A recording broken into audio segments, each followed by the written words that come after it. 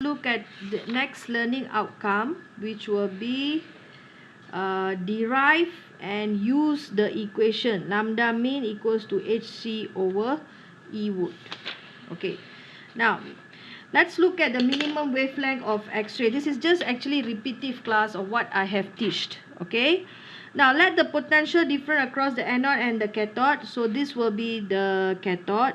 Okay, this will be the anode. The potential difference between them will be V. So we know that E watt is electrons are released, correct? E watt is given and then convert to half mv square. So E watt is equals to half mv square, and then hits on the target, and then it's converted to HF, which is Hc over lambda. Now, the maximum frequency of the photon radiate occurs when all the kinetic energy of the electron is radiated as a single X-ray photon. That means 100% of E watt convert to 100% of half mv square is converted to 100% of Hc over lambda, which is also can be called as 100% of HF. So F will be the maximum F. F is what? Maximum F. If you convert it, if you this color not so good. F will be 100%. Sorry, what am I talking? Okay, 100% of HF. So the F is maximum. When the F is maximum, lambda will be minimum. Okay, lambda will be minimum. Alright, so here they use this concept here, which I've already taught. So E watt equals to HF max. This whole thing, this thing.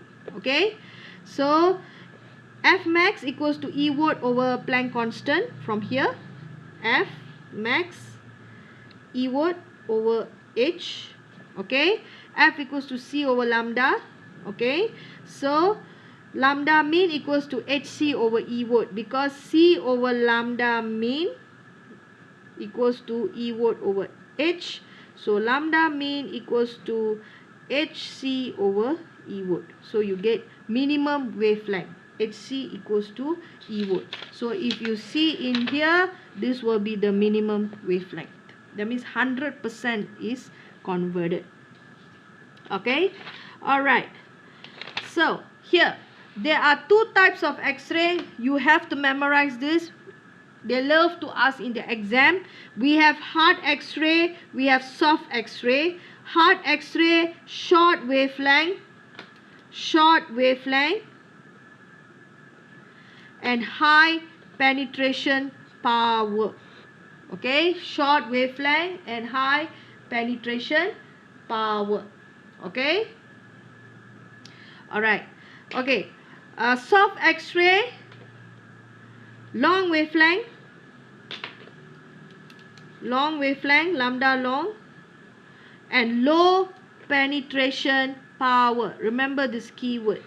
Okay, alright. Now,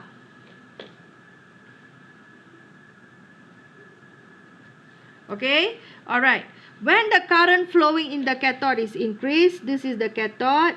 Okay, when the current flowing in the cathode is increased, what will happen?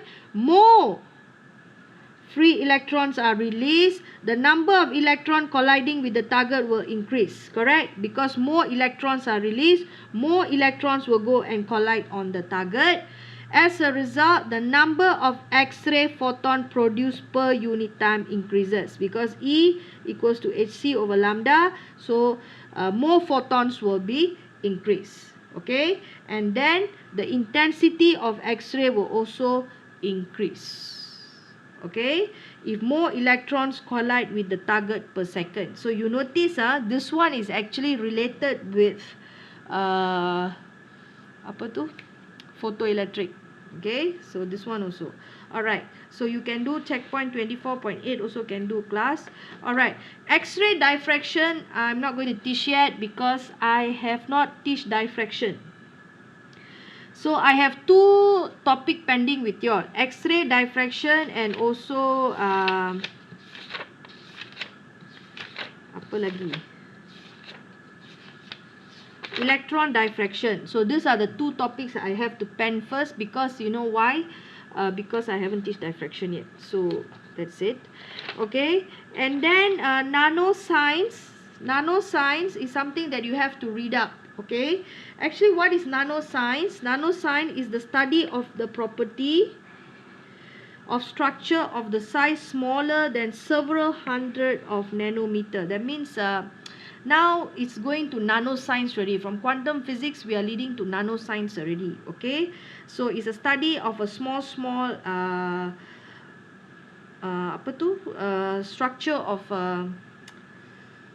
property of a structure, very smaller, like that, several hundreds of nanometer. Okay, object on the scale of nanometer studied in nanoscience includes atoms and molecules. Okay, all right.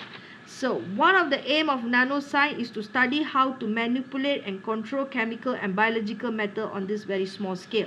So why is it that you have to know this? Because your syllabus wants you to explain the basic concept of nanoscience. So this is the basic concept. State the application of nanoscience in electronic devices. So these are, number 4 is this example. You can also read up in Google. You can also watch some videos on nanoscience. So this one you have to go and do your own reading up. But the questions are very rare lah, tak pernah keluar, but it did have come out before. Okay, so that is the lesson for this. Okay, so I've already finished quantum physics. I've already finished quantum physics. I left 2, which is diffraction, involving diffraction, so I will get back to that. Other than that, I've already covered everything. Nanoscience, you have to go and read in Google or see through videos to get a better understanding about nanoscience. Okay, so that is all for lesson. Thank you, class.